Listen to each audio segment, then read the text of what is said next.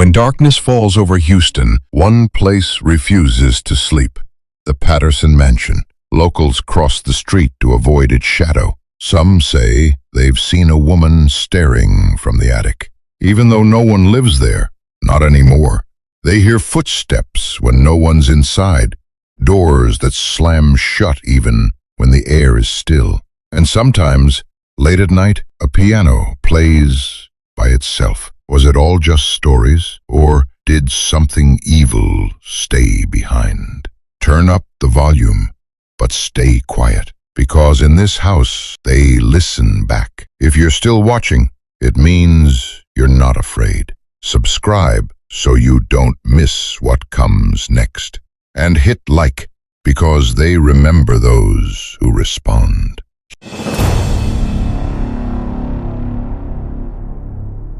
Houston, Texas, the city where the skyline shimmers with ambition, where oil money flows like blood through its veins.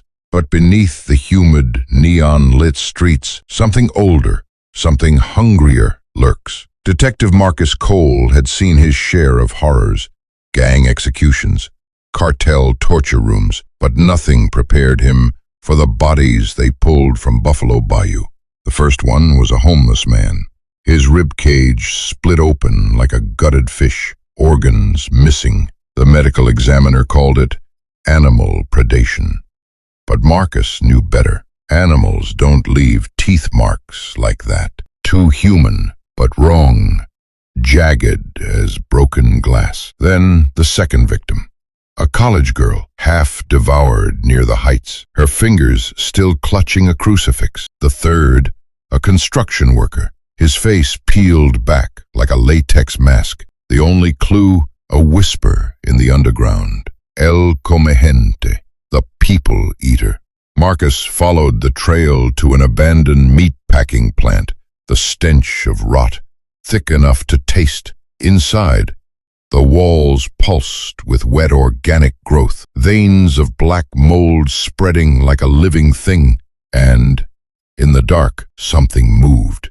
Not animal, not man, something worse. The last thing Marcus remembered was the sound of his own screams echoing through the Houston night before the city swallowed him whole. Now they're finding new bodies, and the teeth marks, they match Marcus's dental records. The city tried to forget. The mayor called it a rogue cannibal case. The HPD scrubbed the files, and the news cycle moved on. But in the quiet corners of the Johnson Space Center, where astronauts train for the void of space, Dr. Elena Vasquez knew the truth wasn't buried. It was waiting. Her colleague, Dr. Raj Patel, "You're the third NASA call this week," Rivera said. "Whatever got into your friend, it's spreading, and it's got a taste for smart people." Their investigation led them to the Houston Ship Channel, where the water shimmered with an oily, iridescent sheen.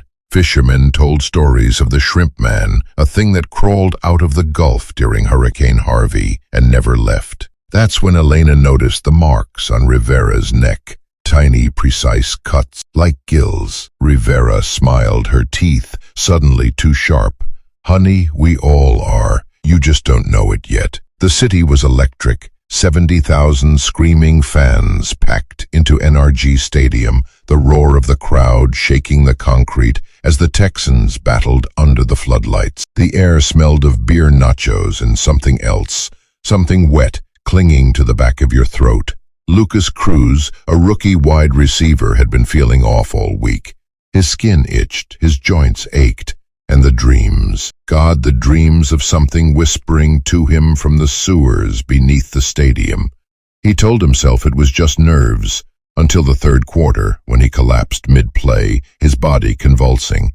The medical team rushed him into the tunnels beneath the stands, where the fluorescent lights flickered like a failing heartbeat. Not a metaphor. His jaw unhinged, his teeth elongating into needle-thin shards as his scream became something else, a guttural, clicking chitter that echoed through the corridors. The meta-team didn't even have time to run before he was on them. Upstairs, the crowd cheered, oblivious. Then the power went out. A hush fell over the stadium, then screams. Not from the field, from the seats. Something was moving in the dark. ESPN's sideline camera caught the last live image before the feed cut to static. A player, or what used to be a player, crouched on the 50-yard line, his spine arched like a scorpion's tail, his face a nightmare of too many eyes. The Houston Livestock Show and Rodeo was supposed to be a celebration. Bull riding, barbecue, and Beyoncé covers blaring over the speakers. But this year the animals knew something was wrong before the humans did. The horses kicked their stalls bloody. The bulls foamed at the mouth, their eyes rolling white. And the prize-winning hog, it ate a handler's fingers before they put it down. Travis McCall, a grizzled rodeo clown with a whiskey habit and a bad knee, was the first to see what was really happening. He'd been hosing down the stock pens when he heard it. A wet clicking sound like a rattlesnake choking on phlegm. Then he saw the cowboy, or what used to be one. Will Dawson, a steer wrestler from Lubbock, staggered out of the shadows. His wranglers split open down the seams. His legs fused into something new, a grotesque, knotted limb that scraped against the concrete. His mouth stretched too wide, his tongue black and forked. Then the lights over the arena cut out, and from the livestock tunnels, the herd emerged. The Houston Ship Channel had always been the city's beating heart, a maze of oil tankers, chemical barges, and rusted freighters carrying secrets in their hulls. Now, as the sun set over the refineries, the water itself moved, not waves, something rising. The National Guard had Houston locked down tighter than a supermax prison. Checkpoints on every highway, snipers on the rooftops. They thought they were keeping the infection in. They were wrong.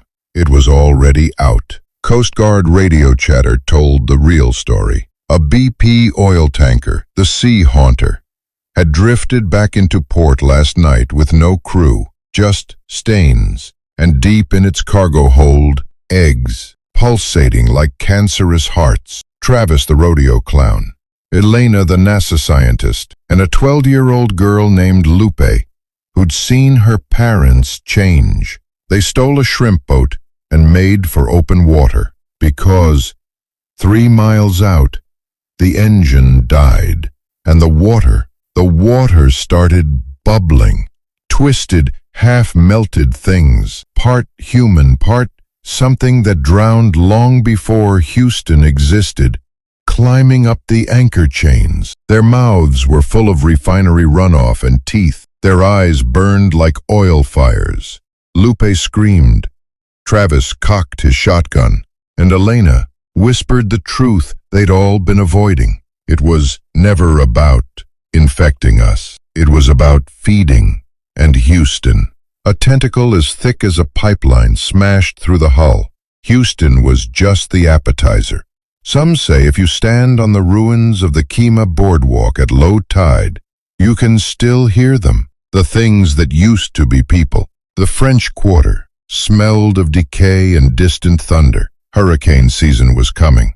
But something else was coming, faster. Father Mathieu knew it first. The Mississippi had been coughing up bodies, not drowned, not bloated, chewed. Fishermen whispered of shadows moving against the current. And in the 9th Ward, where the flood waters never really left, people started vanishing. Not just their bodies, their memories too, like they'd been erased from the world's ledger. Then, the first crawler shambled onto Bourbon Street. It had been a Tulane student once. Now its spine jutted through its skin in jagged spikes. Its fingers fused into barbed paddles. It moved like the tide, slow, inevitable, its mouth whispering in a voice that wasn't human anymore. Turns out the crawlers hate two things: old music. A scratched-up Zydeco record made them bleed from their eyes. The thing that lives in the Atchafalaya Basin, something older than the crawlers, older than people. They lured the horde into the swamp at midnight, Cajun Pete's airboat blaring Clifton Cheniere from busted speakers. The water began to boil. Then it rose, a leviathan of cypress roots and snapping turtle shells, its body a living delta. The crawlers screamed as it absorbed them, dissolving into the muck. But as the sun rose, Lupe tugged Travis's sleeve, the sketch in her notebook. The last survivors stood on the beach, their backs to a dead sea. Travis's shotgun arm had fallen off at the elbow, the infection now blooming across his chest like black coral. Lupe clutched her notebook to her ribs, the pages filled with things no child should ever see. Behind them, the ruins of Houston smoldered on the horizon. Cajun Pete's boat was gone. The radio had been silent for days. The only sound now was the clicking from the waves, the sound of 1,000 crawlers just beneath the surface, waiting. Travis lit his last cigarette with shaking fingers. "Kid, you ever seen Titanic?" Lupe nodded, tears cutting through the grime on her face. "Good," he coughed, blood flecking his beard. "Then you know how this ends." He handed her his Zippo, the one that said, "Semper Fi." They did it at high noon. Lupe tossed the lighter into the rainbow-slicked water, igniting the oil pipeline Pete had ruptured the night before. The sea exploded in a wall of fire that raced toward the horizon, toward the thing pretending to be a moon. The crawlers screamed as they burned. The false moon shrieked, its fleshy surface blistering. And for one bright, beautiful moment, it almost looked like sunrise again. The girl, who called herself Lupe Cruz, stood on a beach in Veracruz, watching the waves. The notebook in her backpack was falling apart, but she'd memorized every sketch, every warning, especially the last page, the one with the single word, and beneath it, a single trembling question mark. They said it started in Houston. They were wrong. It was always here, in the water, in the dark, waiting. So when your tap runs brown one morning, and your dog won't stop staring at the rain. A message for you at the end of our tale. Dear companions, together we breathed through the darkness of Houston, fought the creatures hidden in the muck, and stood firm against the rot that descended from the stars. Now that the final spark has faded, there's just one thing left for me to say. This story belongs to you, because it was your fear that gave the monsters life, your questions that helped them spread, and your trembling anticipation of what's next that brought them ever closer to reality. Now the question is, will you carry this fear with you? Will you ever see deep water and not shiver? We already know the answer. One final gift, a link to a dark poem, a reflection of the horror we've shared. That which drowned in Houston's depths did not die. It only sleeps, waiting for you, forever yours. P.S. If you ever feel something brushing past you in shallow waters, run. Why this works? Personal connection. It draws the audience into the story, making the fear feel personal and present. Lingering dread.